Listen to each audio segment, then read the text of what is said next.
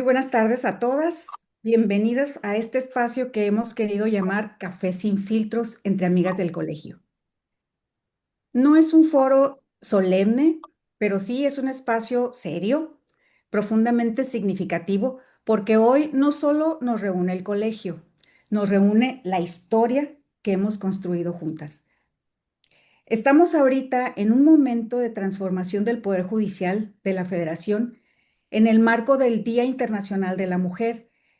Y no queríamos un discurso abstracto sobre igualdad, queríamos una historia concreta, una trayectoria real, una voz que represente el esfuerzo, mérito y construcción institucional.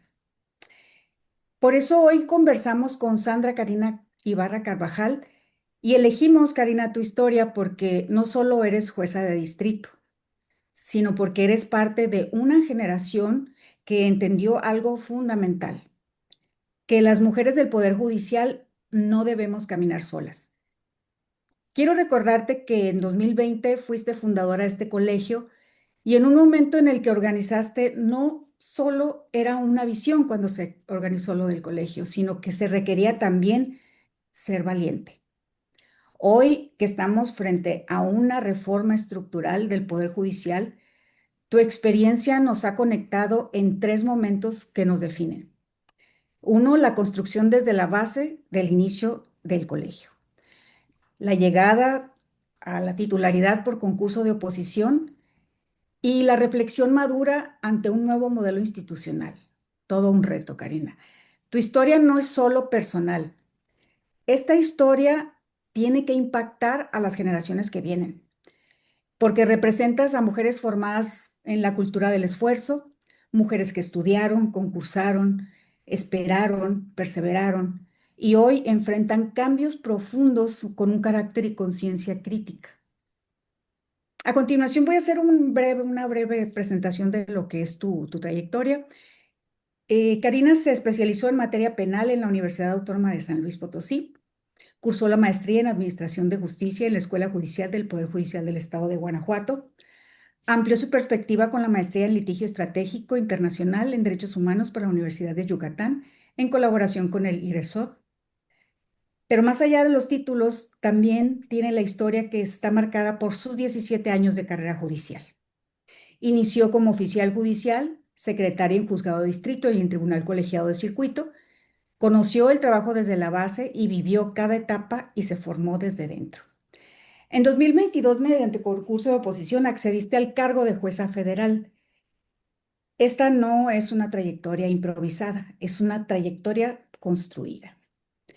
Pero hoy, más allá de los cargos y más allá del currículum, queremos escuchar a una mujer, queremos conocer tu inicio, tus retos, tus dudas, tus fortalezas y la visión que has construido a lo largo de estos años. Para conducir esta conversación, iniciaré con unas preguntas para abrir la conversación y después nos acompañarán Denise como moderadora, luego seguirán Geomara, Rebeca y Ariana Montserrat, que se presentarán en el momento. Nos interesa mucho, Karina, lo que nos vas a contar hoy. Y para empezar, te pido que regreses mentalmente al 2020. ¿Qué estaba pasando en tu vida profesional y qué te hizo pensar que necesitábamos un colegio? ¿Cuál fue la necesidad concreta que te llevó a dar ese paso y no quedarte solo en la idea? ¿Qué implica ser fundadora? Platícanos un poquito de lo que fue el colegio para ti. Ay, pues muy buena tarde o buenos días. Esto se está grabando y se va a difundir en no sé qué horario del día, pero les agradezco a todas la invitación, Roselena, con tus generosas palabras. De verdad, no tengo ni cómo agradecerte y merecidísimas. Xiomara, muchas gracias. Denise, Ariana, Rebeca, gracias a todos ustedes y las felicito. Yo sé que se están estrenando en el Comité de Equidad de Género del Colegio de Secretarios y Actuarios de la Judicatura Federal. Las felicito como no tienen una idea. De verdad les auguro muchísimo éxito y espero que esfuerzos como este de comunicación hacia la sociedad, abiertos a la sociedad, se repitan lo más que puedan en toda su función durante su trayectoria ahí en el colegio, ¿no? Entonces, Roselena, Iniciamos, tienes razón, por allá del año 2018. Me voy un poquito más atrás, 2018. Era secretaria, así como ustedes, en un tribunal colegiado de circuito, y así como dice el meme, para una tarea en una maestría, estaba trabajando temas de género en las altas cortes en mi país. Ajá. Y entonces, pues yo veía que veíamos las fotos de juezas magistradas.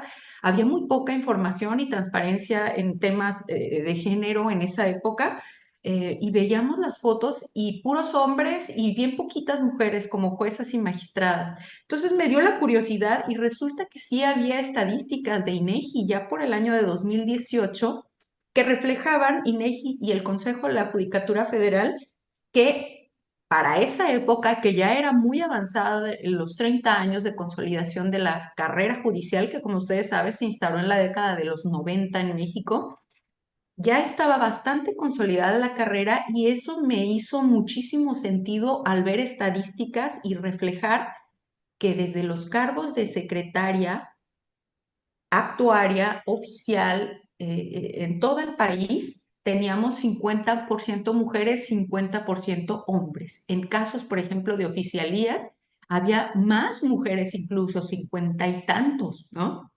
Para ese entonces me resultaba bastante claro y bastante lógico que era muy natural que las mujeres ya habíamos colonizado esos espacios profesionales porque lo único que había que hacer era tener disciplina, méritos, esfuerzo, estudiar, concursar y así subir cada escaloncito en la carrera judicial, desde oficial, que es el primer escalón, pues hasta secretaria de tribunal colegiado, que es donde varias de ustedes ya están, ¿no? Oh, sorpresa me llevé cuando me asomé a la estadística de titularidades de jueces y magistradas para ese año 2018. Se desplomó la brecha de género. Ahí oscilaban, dependiendo de las épocas, en el 20% mujeres, 80% hombres. Entonces, enseguida venían las preguntas naturales, pero ¿por qué razón?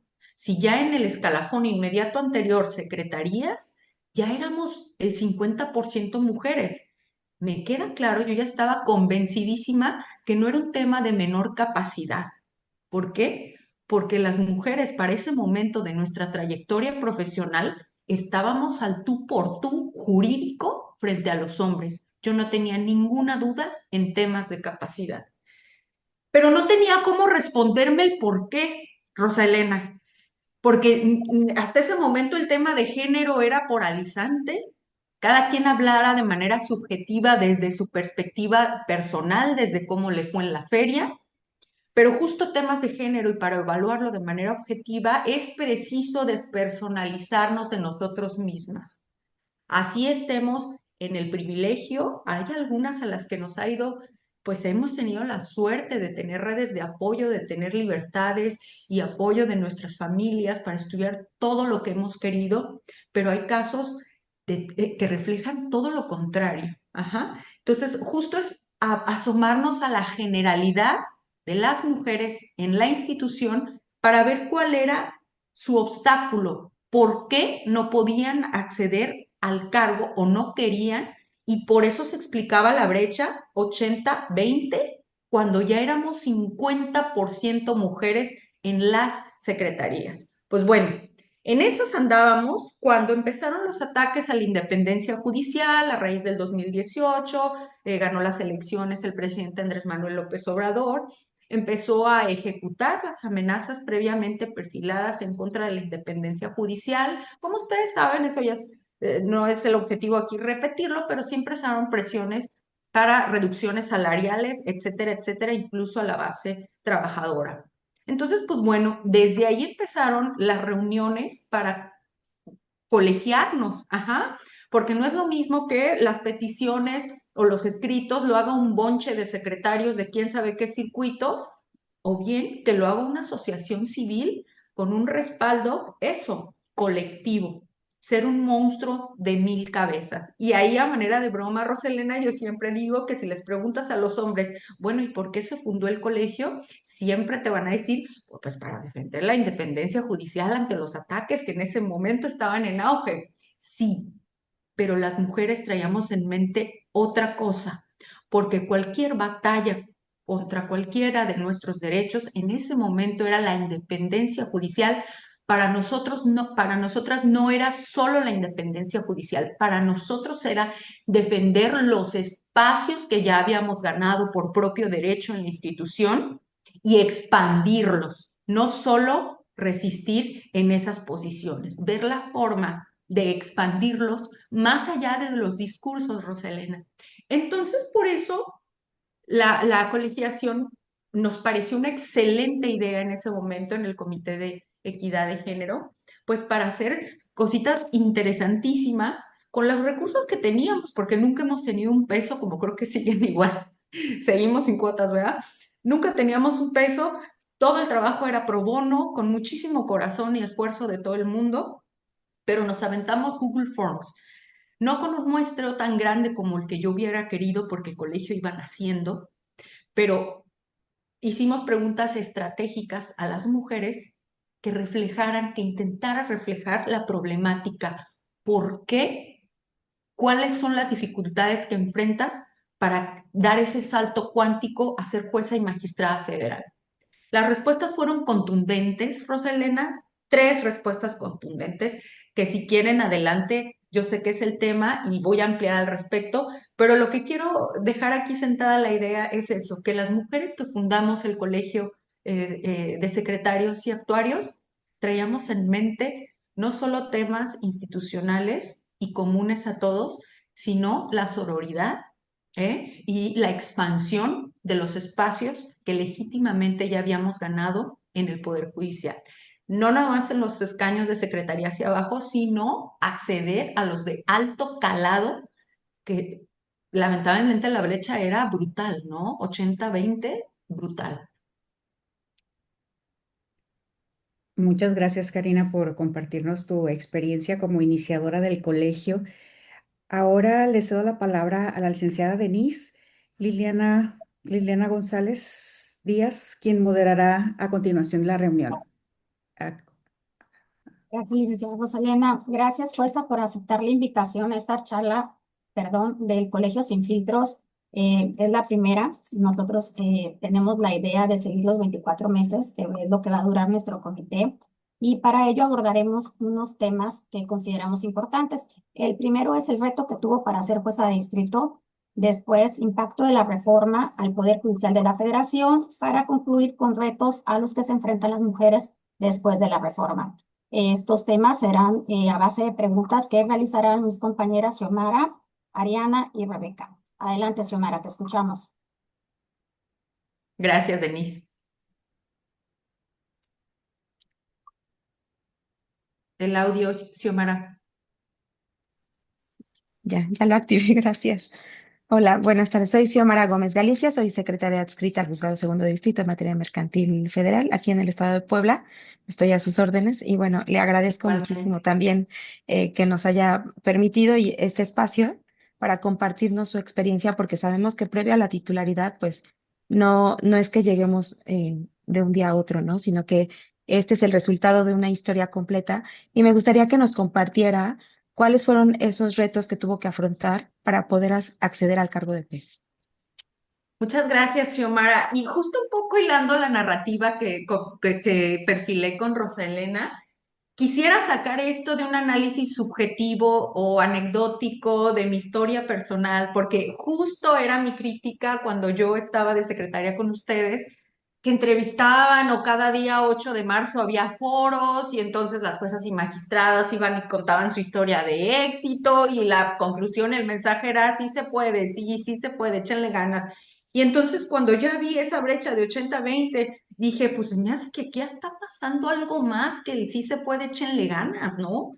Y si está pasando algo estructural, pues hay que decir algo más que sí se puede, échenle ganas, ¿no? Porque pues sabemos como juristas que hay acciones afirmativas, etcétera, etcétera, un montón de cosas, ¿no? Entonces, pues bueno, en esas tareas de recabar información, que para eso el colegio de verdad fue muy útil porque ya teníamos las redes de comunicación internas del colegio y eso nos permitió lanzar formularios de encuestas de preocupaciones entre mujeres de la carrera judicial y ver qué problemáticas se enfrentaban en determinadas partes del país y a su vez hacer un muestreo general de todo el país, ¿no? Y entonces ahí advertimos, justo en la pregunta que me comentas, ¿qué retos? ¿Por qué las mujeres se la piensan dos veces o ya cuando lo intentan no lo logran? ¿Qué pasa? ¿Por qué no están llegando a los cargos cuando ya logramos conquistar 50% de escaños en lugar de secretarias de tribunales y de juzgados? Ya estábamos ahí. ¿Por qué no estábamos subiendo en la misma medida al cargo de jueces y magistrados? Pues ahí las respuestas fueron contundentes en su mayoría con tres problemas estructurales, me queda claro. Problema número uno, la asignación de adscripciones. Como ustedes saben, o la gente que nos escucha, quienes no lo sepan, como estaba diseñado el modelo de carrera judicial en ese momento, implicaba que si tú vivías, Xiomara, en Puebla y ganabas el concurso, tu primera adscripción tendría que ser donde el Consejo de la Judicatura Federal determinara. Y eso pudiera ser en donde sea en el país. Bien te pudieran mandar a Tijuana, a Yucatán, a cualquier extremo del país. Eso preocupaba en mayor medida a las mujeres. ¿Por qué? Porque tenían labores en su mayoría, preponderantemente, labores de cuidado, menores de edad, adultos mayores. Ajá. En- eh, eh, Trasladarte a un lugar en el que no te puedes llevar a tus redes de apoyo, porque las mujeres lo logramos gracias a redes de apoyo, no lo logramos solas, familia, redes diversas con los niños, etcétera. Eh, entonces realmente las adscripciones eran un problema estructural que las mujeres se la pensaban no una ni dos, se la pensábamos 10 veces antes de concursar, porque la mayoría no estaba dispuesta a un cambio de adscripción radical, porque eso reventaba su proyecto de vida, incluso con la pareja, porque la pareja tenía su trabajo fijo en el lugar de origen, digamos tú, Puebla. Entonces, pues implicaba la ruptura del núcleo familiar y esa ruptura no era un precio que las mujeres no estaban dispuestas a pagar en su mayoría. Punto número dos, jornadas laborales exorbitantes. Audio hicimos una preguntita expresa. En promedio, ¿cuántas horas diarias trabajas? Obtuvimos resultados de entre 11 y 14 horas diarias de trabajo. Suena una locura, pero sabemos que quienes estamos dentro es real y incluso peor, ¿no? Ahora, esto no es un invento, esto responde también a políticas públicas judiciales que hemos arrastrado durante años y que de alguna manera no hemos denunciado oportunamente y que han dado pauta al desprestigio actual del Poder Judicial en la narrativa de las dilaciones procesales. ¿Por qué? Esto sí lo he dicho hasta el cansancio, el estándar internacional en materia de impartición de justicia, al menos para que sea oportuna, implica contar con 16 juzgados por cada 100,000 habitantes. En México solo contamos con 4. Entonces, 4 por cada 100,000 habitantes, estamos todo el país sobrepasados laboralmente. Entonces, en ese contexto, las mujeres estábamos lidiando y estamos lidiando con jornadas absolutamente exorbitantes. Entonces, pues claro, las mujeres se la pensaban en esa medida desde distintas perspectivas. A ver, por ejemplo, si eras secretaria de colegiado, decías, bueno, yo cumplo mi cuota semanal de proyectos en un tribunal bien organizado y con marcha adecuada, tienes una determinada cuota y ya. Una secretaria de experiencia se organiza tranquilamente para lidiar con las labores de cuidado, etcétera, etcétera, ¿no? En juzgado todavía es más complicado, pero a lo mejor una secretaria de colegiado sí decía eso de, ¿y a qué me voy de juez? ¿A trabajar 24/7 y no poder atender a mi familia? Está difícil, ¿no? Entonces, esa era otro problema estructural, cargas de trabajo irracionales. Y punto número tres, la inequidad desde luego en las labores de cuidado, como ustedes saben, y esto tampoco es una invención y es un dato subjetivo, las estadísticas de INEGI reflejan que mujeres trabajan, mujeres le dedicamos en México hasta 40 horas a la semana en labores de cuidado a menores de edad o adultos mayores. Esto significa que 3 de cada 4 cuidadores en el país somos mujeres. Entonces, en esa medida era otra problemática estructural de, bueno, ¿a dónde me voy si me escriben al otro lado del país, al otro extremo del país, sin redes de apoyo, con cargas de cuidado? Y además, acuérdense, que eran modelos de examen de oposición. No era un examen patito de la noche a la mañana. Ustedes no me dejarán mentir, o quienes nos escuchen y no conozcan, eran temarios extensísimos. Abarcaban todas las materias habidas y por haber de la ciencia jurídica, todas. Y entonces cuando salían las convocatorias eran apenas 3 meses o a lo mucho 4 meses de distancia de que sale la convocatoria a que es el examen. En ese momento el modelo era absolutamente patriarcal, ¿sí? Inequidad en tiempos de estudio. Como las mujeres, 3 de cada 4 éramos cuidadoras, claro, los hombres, pues tranquilamente, sí, después de su jornada laboral, ya tenían organizada su casa, la comida, los niños, bla, bla, bla, su pareja o quien se las arreglaban porque pues no eran ellos los que preponderantemente llevan eso, y entonces veíamos que nuestros compañeros para las 9 de la noche ahora nos llevaban ventaja de estudio de unas montón de horas, y las mujeres para las 9 de la noche apenas empezábamos porque apenas esa hora bañaron a los niños, ya los acostamos y ya acabamos con todas las labores del hogar, ¿no? Que también la doble jornada o la triple jornada tampoco es un invento. Ahí está documentado, incluso lo ha recogido la jurisprudencia, ¿no? Entonces, eso no es un invento de nadie. Entonces, justo era el reclamo de las mujeres, si es que los hombres nos llevan ventaja, para las 9 de la noche ellos ya llevan toda la tarde estudiando y le pegan otras 2 horitas, 3 horitas más y ya, o sea, nos estaban más que dobleteando los tiempos de estudio, ¿no? Eso quita, y asúmele que había que desarrollar los temarios larguísimos. Las mujeres para ese entonces no teníamos la cultura de la colaboración. Nos formaron en el modelo patriarcal de la competencia voraz. Era un egoísmo brutal de que quien tuviera los apuntes no lo compartía, pero absolutamente con nadie.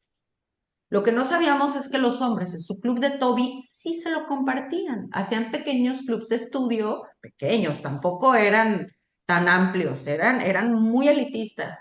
No, no se me vayan a ofender nuestros queridos compañeros secretarios, pero pues bueno, es la visión de las mujeres que nunca la explicitamos o difícilmente la explicitamos.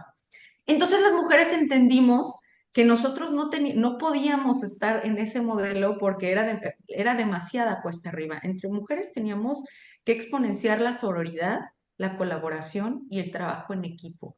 Entre mujeres no competíamos.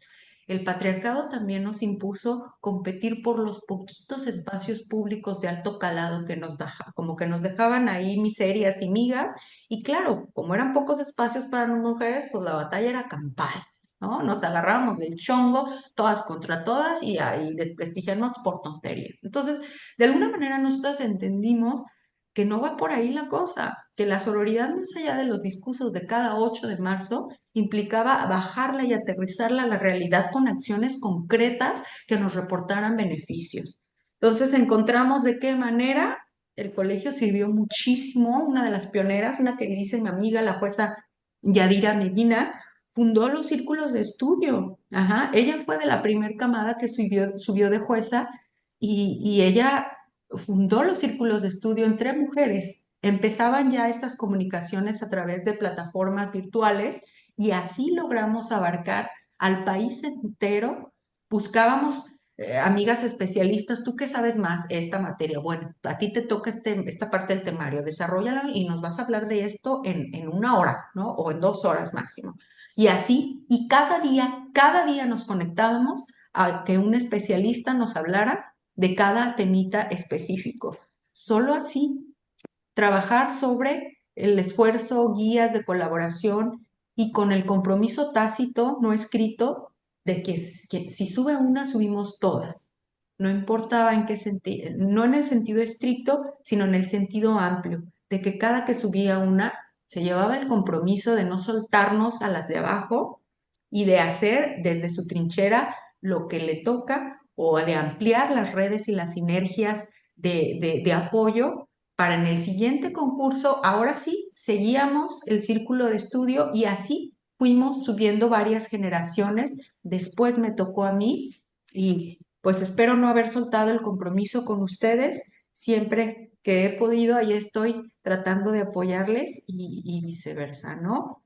Eh, Gracias, jueza. ¿Y sí, cómo ha gracias. influido ese apoyo de otras mujeres en su carrera? Pues muchísimo, fue fundamental, de verdad.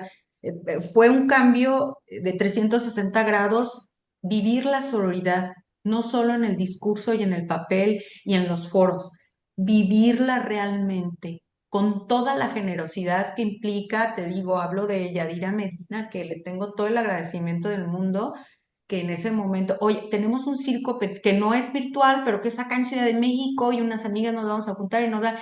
Voy, amiga, voy, o sea, con toda la generosidad, abrirme sus guías, compartirme la información que tenía, pasar a quien pasara el examen. Sabíamos que iban a pasar las mejores y merecidísimo, ¿no? No ser egoístas con el conocimiento, sino exponenciarlo y ampliarlo, poner el hombro para que otra suba y así siempre.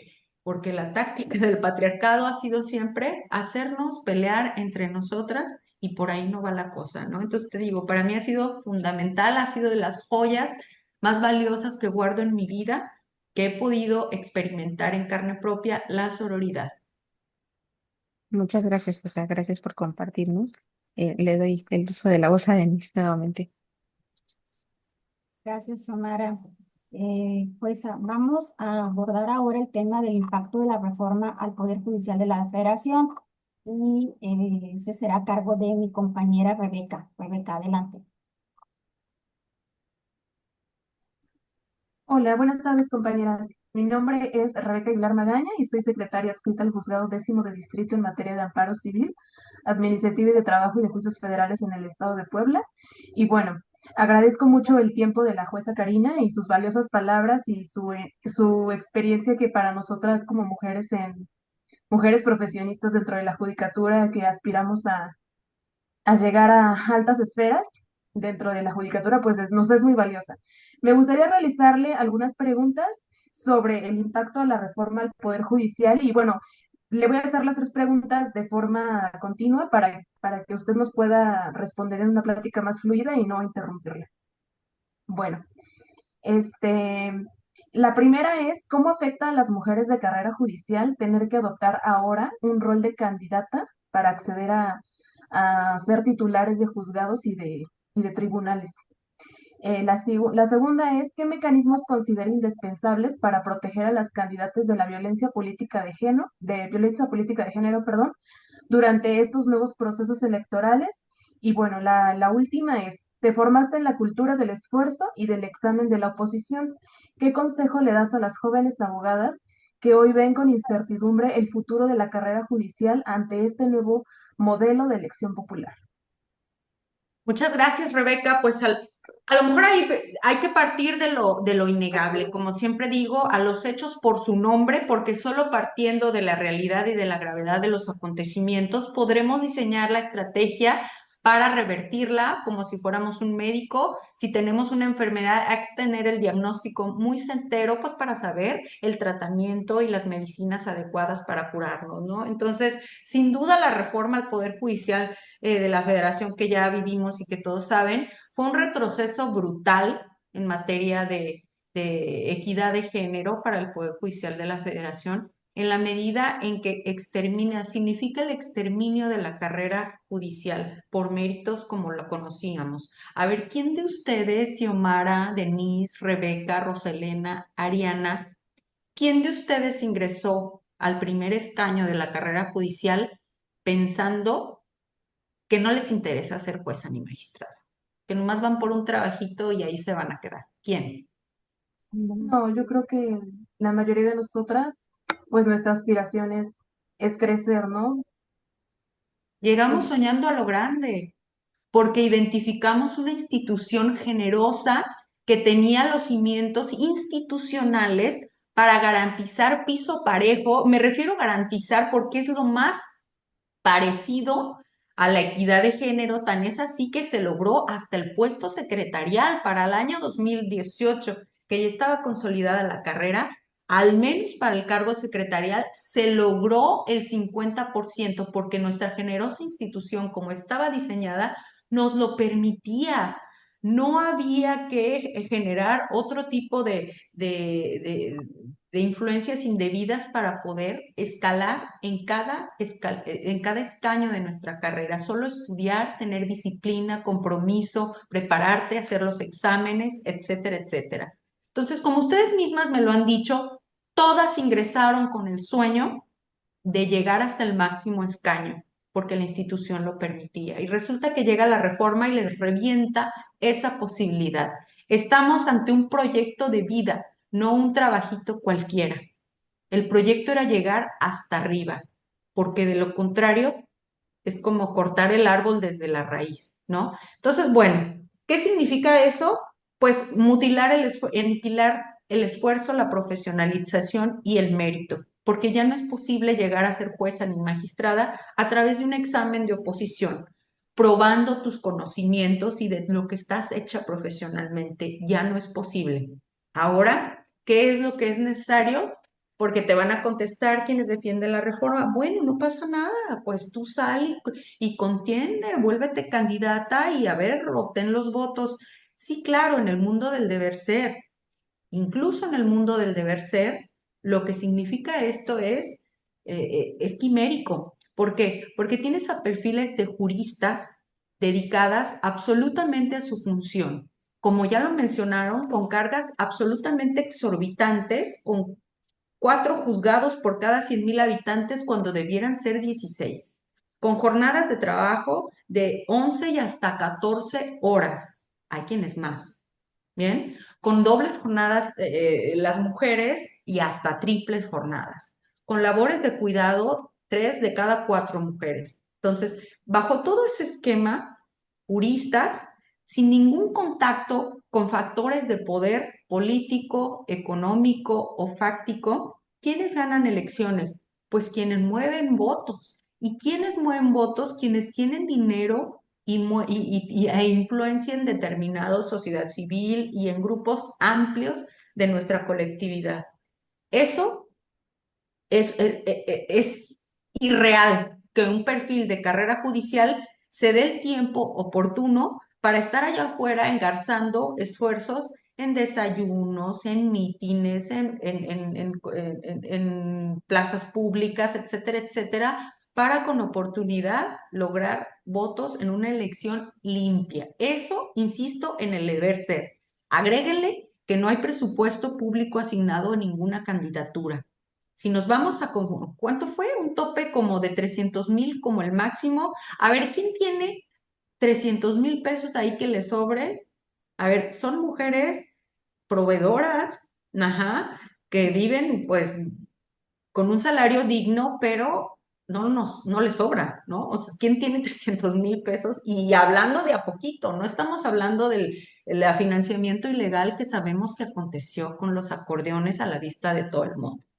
Entonces, eso en el deber ser, en lo que sucedió en la realidad, y tampoco me lo estoy inventando, eso la experiencia ya lo documenta, y además los propios legisladores, incluso de Morena, lo han confesado abiertamente. Ahí está el legislador Corral, también lo dijo Monreal, lo acaba de decir, que es innegable lo sucedido con los acordeones. Sería como tapar el sol con un dedo. Corral incluso señaló que los gobernadores de cada estado se despacharon con la cuchara grande. O sea, es evidente que fueron los cacicazgos políticos, económicos del lugar en cuestión quienes colocaron a los perfiles ganadores a través de los acordeones. Para estar ahí es preciso ir a comprometerse o ir con los grupos políticos dominantes en el lugar en cuestión. Entonces, imagínense esos perfiles de mujeres que saben estudiar, que saben proyectar, que saben ser juristas, pero que no son políticas de profesión. Que la reforma les da una patada hacia la calle y órale, toca puertas en la política, de ver ahí donde puedas, pues para intentar competir en alguna igualdad de circunstancias. Y como la realidad reflejó otra cosa, había que ir a tocarle puertas a los grupos políticos poderosos en el lugar. Y ya sabemos que en la política no se juega limpio. Nuestra realidad política de hoy, la ética es lo menos que juega. En la política juega los intereses personales y la raja partidaria. Y si le ofreces tus servicios a la política, ellos tienen otra disciplina, la disciplina corporativa de cada partido político. ¿Y eso qué significa? Anular la individualidad y el criterio de cada persona integrante. Ya lo veremos en ejemplos, bueno, ya lo veremos en preguntas más adelante que quiero ampliar, pero no aquí. Entonces, pues empezando por ahí, la reforma sí fue una estocada de muerte a la carrera judicial, a la equidad de género, sobre todo, como yo adelanté, la lucha de las mujeres va más allá de la independencia. La lucha de las mujeres es para conservar y expandir los espacios ganados por méritos propios. Y en ese sentido, pues bueno, viene la violencia política de género, además, que no solo las personas candidatas la padecieron, sino incluso las juezas y magistradas que ya estamos en funciones. Y ahí está todo el odio en redes sociales, los bots, las granjas de bots pagadas por quienes tienen el dinero suficiente para atacar. Y la única manera de combatir ese tipo de violencia es con instituciones sólidas y no cooptadas. Y sabemos que hoy día ese es otro reto profundo que vivimos en nuestro país, porque a estas alturas tanto el INE como el Tribunal Electoral del Poder Judicial Federal han protagonizado sucesos muy lamentables para la en cuanto a la herramienta legítima de violencia política de género, y eso pues fue un hecho notorio conocido. Condenaron, por ejemplo, recordemos a la ciudadana Carla Estrella por expresar su libertad de opinión frente al señor apodado Gutierritos y dato protegido. Entonces, pues bueno, tanto el INE como el electoral se han dedicado a utilizar esa herramienta de violencia política de género al revés, no para proteger a las mujeres violentadas, sino para acallar a voces independientes que lo único que hacen es eso, ejercer su libertad de expresión en un escrutinio público a personas funcionarias públicas. Ajá. Entonces, pues bueno, por ahí la respuesta sí o sí es fortalecer nuestras instituciones encargadas de garantizar la no transgresión a la violencia política de género, y ese ya va un reto a toda la sociedad, no solo a nosotras, ¿no? ¿Y qué consejos ante la incertidumbre? Pues primero, no perder la esperanza. Hasta ahorita he dicho un panorama bastante oscuro y no quiero dejar a nadie en depresión. Hay un panorama bastante oscuro, pero hoy por hoy no olviden que son el 50% mujeres en cargos de secretarias, actuarias y oficiales. Son un bastión poderoso, son miles en todo el país. Entonces, desde esa posición, sí o sí, la resistencia y defensa digna, primero, en sus derechos laborales, en todos los derechos que, como ustedes ya saben, son adquiridos y que no son concesión de nadie. Se los ganaron a pulso, y desde ahí resistir y defenderlos con todo lo que tengan, porque son miles en todo el país de mujeres inteligentes, profesionistas y altamente especializadas. Eso por un lado, y la organización es fundamental. El cómo, pues el colegio sirve porque llena espacios, no desde la posición de afuera y crítica de, pues, ¿y qué ha hecho el colegio por todos? No, más bien habernos de preguntarnos, ¿y qué puedo hacer yo para abonar a esas instituciones? El colegio, una de las razones también por las que surgió, es para llenar huecos que estaba dejando el sindicalismo. En el sindicalismo no habíamos tantas mujeres como quisiéramos. Bueno, ustedes ya lo han visto, lleva años el mismo líder sindical y es un hombre de los de antes, ¿no? O sea, no ha habido relevo generacional, mucho menos mujeres liderando estrategias sindicales. Eso. Entonces, el sindicato se estaba quedando corto en defensa jurídica, que es lo que empezó a hacer el colegio, en litigio estratégico en materia de independencia, y se estaba quedando corto en perspectiva de género real, en acciones concretas que significaran un avance sustantivo para empoderar a las mujeres. Y eso implicaba subir a más, ¿no? Entre otras cosas. La visión de perspectiva de género sindicalista era mandarnos un juguete el 6 de enero y mandarnos una flor el 10 de mayo. ¿A poco no? O sea, eso ha sido por décadas y con ello, con esas acciones ellos cumplen, sienten como su alma muy saludable por cumplir con las mujeres. Pero nosotros sabemos que no, ya estábamos hartas, menos flores y más derechos. Ajá. Entonces, esos huequitos que iba dejando las instituciones establecidas, justo llegaron las asociaciones a llenarlos, ¿no? Entonces, usen las asociaciones para ser el monstruo de 1000 cabezas, para ser el escudo que necesitan y que no identifiquen un líder, un líder, un líder. Sí, claro, y aunque tumben un líder o coopten un líder o compren a uno, pero ahí viene el otro. Y por eso la importancia de mantener la democracia, el relevo en los comités, en las directivas ejecutivas, que se releven y que haya democracia en el relevo generacional, ¿no? Justo para darle esta frescura de perfiles que lleguen con nuevos bríos a hacer cosas distintas. Dos, litigio estratégico. No sé quién de ustedes estén en ese litigio, pero sé que no solo juezas y magistradas lo hicimos. También lo hicieron un importante grupo de secretarias y personal de carrera judicial. Ese litigio se va a ganar sí o sí. Esa reforma se va a caer sí, no tengan la menor duda. ¿Cuándo? No lo sé. No lo sé y puede ser que no vivamos para contarlo. Pero mientras tanto, nuestro deber es llevarlo hasta las últimas consecuencias. ¿Por qué? Porque esto es nuestra vocación. Si no creemos en las instituciones nacionales y transnacionales, pues entonces no creemos en nuestra propia profesión, ¿no? Vivimos para lo jurídico y sería un contrasentido no echar mano de lo jurídico hasta las últimas consecuencias para defender lo que creemos que es correcto, que es el Estado de Derecho, la República y la democracia y la división de poderes sólida y con independencia. Ajá. Número 3, así como los 10 puntos. Número 3, campañas mediáticas, abogadas. Usen las redes del colegio o bien de otras asociaciones o funden otra asociación o etcétera.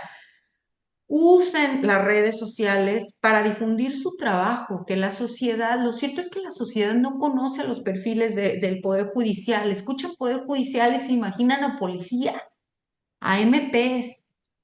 La gente tiene que conocer que no es eso, que no somos eso, que son otros perfiles, den a conocer su trabajo, a qué se dedican, invéntense un premio nacional al mejor proyecto, aprobado o no aprobado por el titular, ¿eh?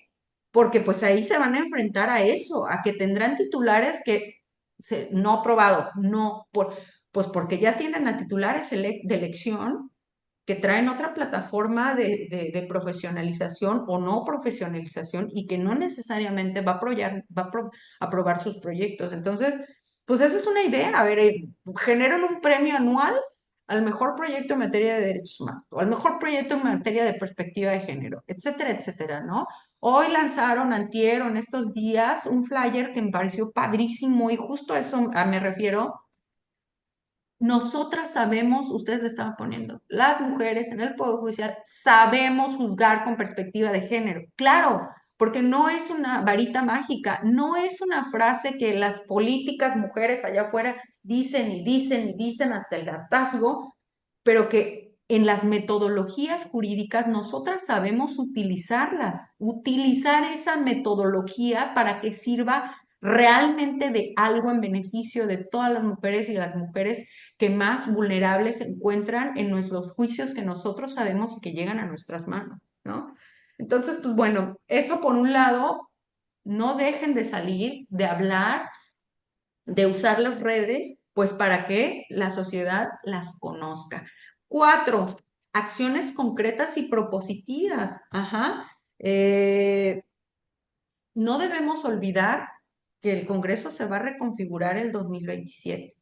Y para que se reconfigure, también tendremos que estar de activistas con la reforma electoral, porque la reforma electoral viene para robarnos absolutamente la pluralidad y para conservar la hegemonía del partido oficialista. Entonces, ahí tenemos dos batallas fundamentales, porque solo así pueden ustedes impulsar acciones concretas. ¿A qué voy con esto? Con la idea que les decía desde el inicio que empezamos con Google Forms y recabar datos estructurales. Ese es el cimiento para proponer libros blancos. Como ustedes saben, libros blancos son propuestas de políticas públicas a los tomadores de decisión.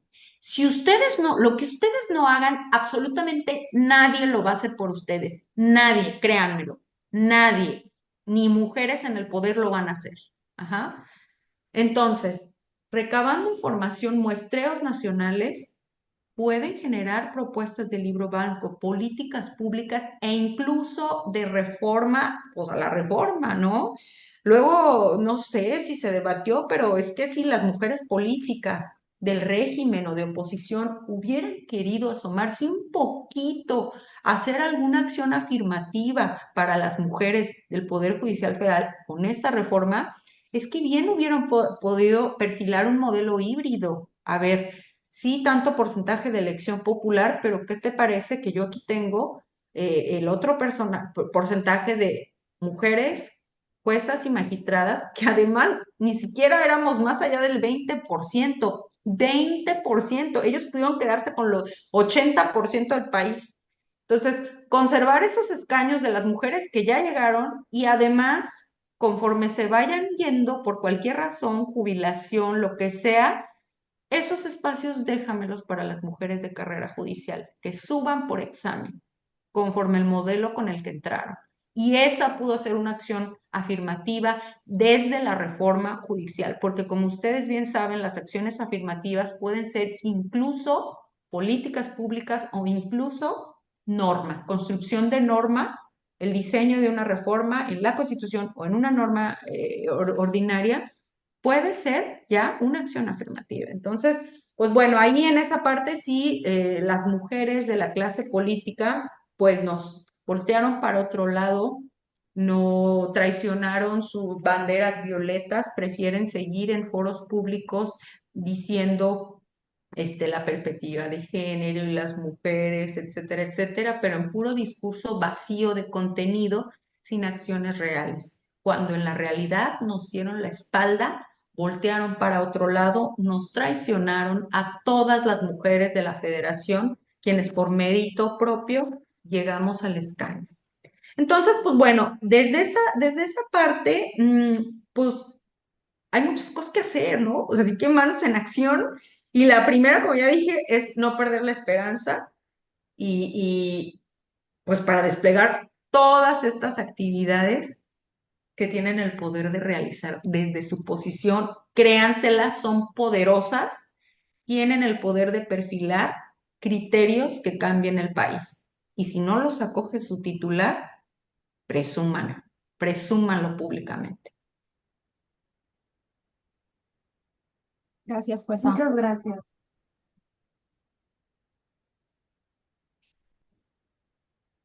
Gracias, jueza.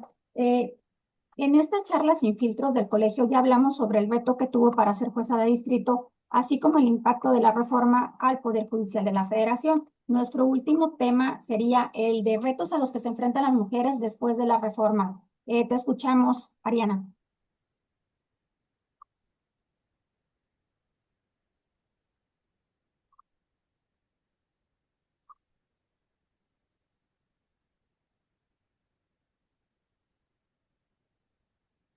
Hola, buenas tardes a todas.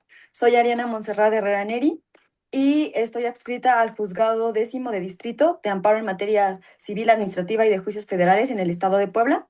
Y como bien dice mi compañera, en esta charla ya hemos puesto en evidencia, se ha puesto en evidencia que lejos de ayudar un poco en cuanto a la equidad de género, la reforma sí viene a traer un poco de cambios en ese aspecto, como bien dice la jueza, o sea, se lograron muchos avances y quería preguntarle si usted considera como que esos avances con la reforma se han visto vulnerados y si en lugar de ser una oportunidad para fortalecer la participación de las mujeres y el liderazgo, la reforma representa un riesgo de retroceso en materia sustantiva.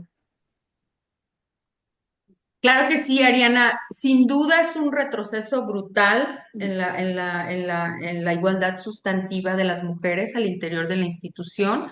Primero, pues como ya comentamos anteriormente, al reventar la carrera judicial y al invalidarles los méritos y la profesionalización y la cultura del esfuerzo para llegar a acceder a los cargos de alto calado, pues es como tirar a la basura todo su proyecto de vida y todo lo que ustedes habían invertido en disciplina y esfuerzo para llegar a un cierto grado de profesionalización. Es tirar a la basura ese lado, porque acuérdense, lo único que había que tener era las cartas de recomendación del vecino y ya. Entonces, en esa medida, justo el que hayan llegado, te van a contestar, bueno, pero también además llegaron 50% mujeres, eso dice la reforma. Pues bueno, ahí también quiero abordar el tema de que desde la política, el patriarcado ya tiene muy bien manejado eso de las cuotas de género. La igualdad matemática en política, en cargos de la política, no es sinónimo de igualdad sustantiva. Ejemplo claro que ya les había adelantado, asómense al Congreso. 50-50, porque así dice la normativa, es igualdad matemática. Eso, discúlpenme, no es igualdad sustantiva y ya los hechos lo prueban. Ahí estaban las legisladoras del oficialismo coreando, aplaudiendo, respaldando a gente como Cuauhtémoc Blanco acusado de abusos sexuales, y ahí estaban todas sus correligionarias apoyándolo. Ajá. Perfiles como esos significa una obediencia absoluta al partido que las llevó al cargo, al pensamiento monolítico. Somos formaciones distintas. La disciplina corporativa de los partidos las obliga, las instrumentaliza, las coloca en el poder, en el cargo con no digo el poder, porque no tienen el poder real, las coloca en el cargo, discúlpeme la expresión, pero a manera de florero, únicamente para que obedezcan las órdenes dictadas desde las cúpulas del partido o desde las cúpulas del poder ejecutivo. Entonces, y lo hemos visto, lo vimos coreando a gente como Cuauhtémoc Blanco con acusaciones de violación. Entonces, ejemplos como esos hay muchísimos donde las mujeres que dominan el Parlamento voltean hacia otro lado y traicionan a la causa violeta, traicionan a la sororidad de todas las mujeres que hemos conquistado espacios públicos en este país, y ejemplo de ello pues fue la reforma, que las arroja, si ustedes quieren contender para un cargo de titularidad, las arroja a la calle justo sin carrera política, son juristas, se prepararon para otra cosa, para ser profesionistas de alto calado, y las arroja a la calle a exponerse a poderes económicos, políticos o fácticos. Y un reto adicional para la igualdad sustantiva, acuérdense que dados los acontecimientos también que todas sabemos con el crimen organizado, ya en la campaña presidencial de la presidenta Sheinbaum, ya los números arrojaban que fue de las jornadas electorales más sangrientas de los últimos años. Mataban a candidatas como palomitas, desgraciadamente. Caían asesinadas en manos del crimen organizado. Entonces, ese es un dato, una problemática adicional que no podemos soslayar. ¿Cómo vamos a proteger a esas mujeres que decidan lanzarse así con toda ingenuidad a competir por esos cargos sin ningún tipo de presupuesto, sin ningún tipo de protección ante las graves acontecimientos con el crimen organizado en nuestro país? Eh, Eso suponiendo que sea una candidatura limpia, desde luego, porque de otra manera estarán expuestas a ser cooptadas por los grupos de poder. Falta de infraestructura ciudadana también.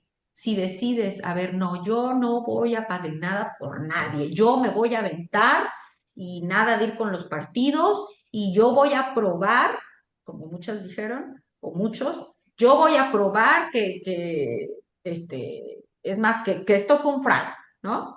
¿Y cómo lo van a probar? ¿Cómo van a probar los votos que obtuvieron?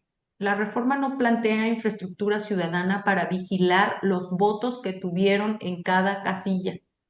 ¿Por qué? Cuando son elecciones normales con candidaturas para otros cargos, son los partidos políticos los que tienen su representante en casilla y tienen sus pruebas espejo, tienen ahí sus listas nominales, van tachando cada ciudadano o ciudadana que llega a votar, etcétera, etcétera, de manera tal que al final el conteo de actas tienen sus pruebas espejo, para más o menos contrarrestar en caso que los resultados no sean los avisorados, ¿no? No, bueno, pues como acá, en teoría, los partidos no deben estar inmersos en las candidaturas de jueces y magistradas, no va a haber representante en casilla de cada persona candidata. Entonces, ¿de qué manera van a aprobar determinados votos que tuvieron? No hay manera de probarle contra el sistema. Entonces, ese es otro reto adicional en contra de la igualdad sustantiva. Y pues bueno, insistimos pues que las formaciones sí son distintas, los perfiles es como chocar agua y aceite. Los perfiles de carrera judicial están formados para pensar con independencia y autonomía. Saben que a una titularidad nadie, ni el Tribunal de Alzada, tiene poder para llamarle, nadie de afuera, ningún político llamarle y pedirle una sentencia en tal o cual sentido. Y entonces desde la política es todo lo contrario. Todas las cúpulas ordenan líneas y todos se alinean, te duela o no te duela, y así lo han hecho históricamente durante décadas los partidos políticos. Entonces, esa formación no es la de carrera judicial. La de carrera judicial es la independencia y el respeto absoluto al Estado de Derecho desde la ética. Entonces, pues bueno. ¿Qué más, Ariana? ¿Desde ahí vamos en depresión todavía? Sí, de hecho, bueno, de esta charla, de lo que nos acabas de comentar, pues advierten diversos retos a los que nos vamos a enfrentar como mujeres del Poder Judicial que queramos aspirar, pues ciertamente a una candidatura de juezas o magistradas. Y quería ver que en este caso tú, como, ¿qué consideras, qué tipo de garantías se podrían establecer para, pues, contrarrestar este tipo de retos y poder, pues, apoyar en específico, pues, a lo mejor a mujeres que quieran acceder a esos cargos? Pues es que el bodrio está tan podrido, la reforma está tan podrida, que está difícil componerla así o sea, así al vuelo, querida Ariana. O sea, ahí sí hay que meterle mucha mano a la reforma, si no es que echarla abajo. Y sin instituciones sólidas, hablando de la violencia política de género, sin un INE fuerte, independiente, autónomo, sin un tribunal electoral autónomo, difícilmente habría maneras porque son las instituciones quienes nos dan la garantía del respeto a esos derechos, ¿no? Entonces, como no sea la reconfiguración del Congreso en el 27 y no permitir que la reforma electoral pase como va, que es donde podremos echar mano para meterle mano a esta reforma judicial, difícilmente veo algo que mínimamente nos dé garantías. Gracias. Y ya para tranquilizar un poco y la depresión, desde tu perspectiva, ¿cuáles serían las expectativas que tienes sobre las mujeres en el Poder Judicial ya con implementada la reforma? Yo creo y no lo veo soñador, como les adelanté, yo creo que resistiremos, hablando porque me incluyo, porque mi corazón de carrera judicial siempre va a ser el mismo. Yo creo que resistiremos en tanto pensemos como colectivo, en tanto no dispersemos en subjetividades, en egoísmos personales y en protagonismos, en tanto seamos el monstruo de las mil cabezas. Hay demasiado talento humano y profesional en nuestra querida institución, más las mujeres. ¿Por qué? Porque para nosotros es una batalla de matar o morir. Porque para nosotros es algo más que la independencia, es conservar los espacios que nos ganamos y que no nos los van a quitar. O ustedes menos porque son de base. Entonces, desde ahí yo creo que sí resistiremos desde la ética. La ética es genuina, esa no se puede manipular. Por eso les digo, salgan, que la sociedad las conozca, hagan estos videos más seguido. La expresión con la ética y la profesionalización que ustedes tienen, la gente la identifica. Esa no se compra, como dice la canción de el flow no se vende ni se compra. Entonces, la gente lo percibe. No pierdan esa congruencia ética con la que se han formado. En tanto dimensionemos que este trasciende a un mero trabajo y que significa defender a la república y a la democracia y a los espacios de las mujeres, aquellos que nos hemos ganado a pulso. Entonces, pues bueno, yo ahí, volviendo a la esperanza, siempre destaco que nada es para siempre, ningún autoritarismo, ninguna dictadura ha sido para siempre. Todas, absolutamente todas, caen por sus propias fechorías. Entonces, por más oscuro que vean ahorita el panorama, no se preocupen. Entre más oscuro se pone la cosa, más brillan los talentos y la gente buena y la gente ética y la gente que quiere hacer bien las cosas. Entonces, mientras más oscuro, más van a brillar, abogadas, descuiden. Entonces, pues bueno, yo les auguro el mejor de los futuros y yo nada más quiero cerrar esto con un pedacito de un poema de una de mis poetas y escritoras favoritas, si me dan oportunidad de leerlo chiquitito. Si eres una mujer fuerte, prepárate para la batalla. Aprende a estar sola, a dormir en la más absoluta oscuridad y sin miedo, a que nadie te tire sogas cuando ruja la tormenta, a nadar contra la corriente.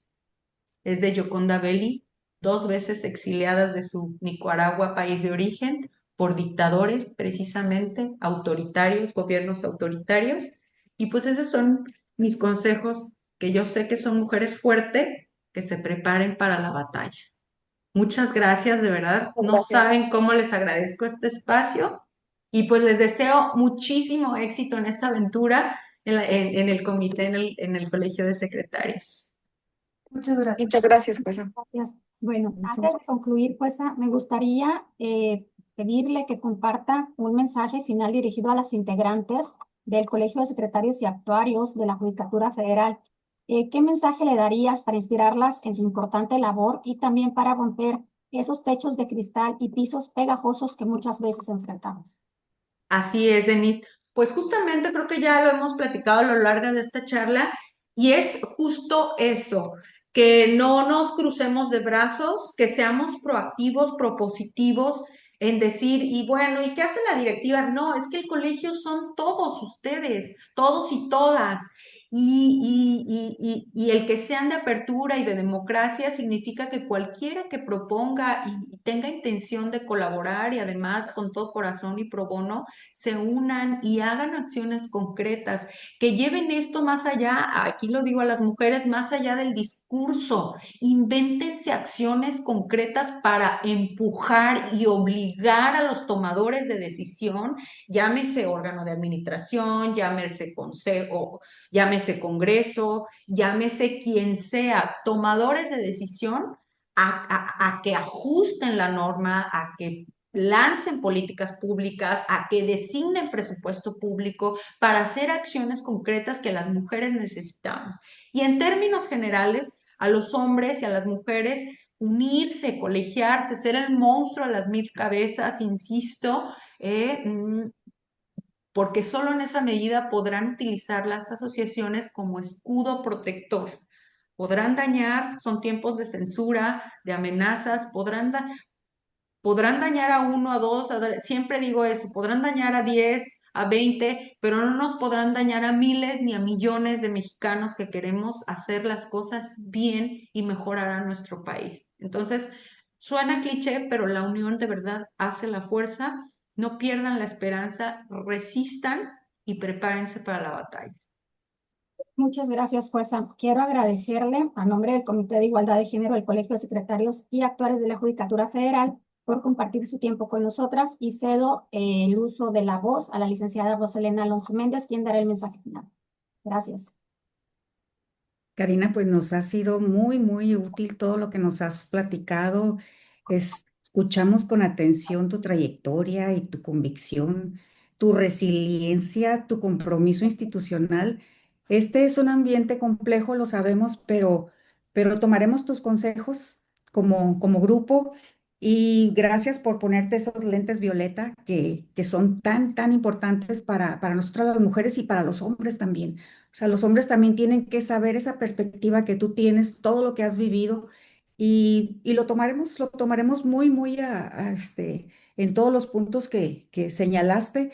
Creo también, como tú lo has compartido, el ser un colectivo, el ser grupo, tener esa cohesión como grupo es muy importante. Y tenemos que transmitirlo a los demás y hacemos esa invitación a todos, que nos unamos, que seamos colectivo y que vayamos por el mismo camino. Muchas gracias, Karina. Gracias, Te la Roselena, mesa y bien. a todas, de verdad, un abrazo muy fuerte y éxitos. Gracias a todos. Muchas Nos ven, los invito a seguirnos en las redes del colegio y estén atentos a nuestro próximo episodio del Colegio Sin Filtros. Gracias. Hasta la próxima. gracias.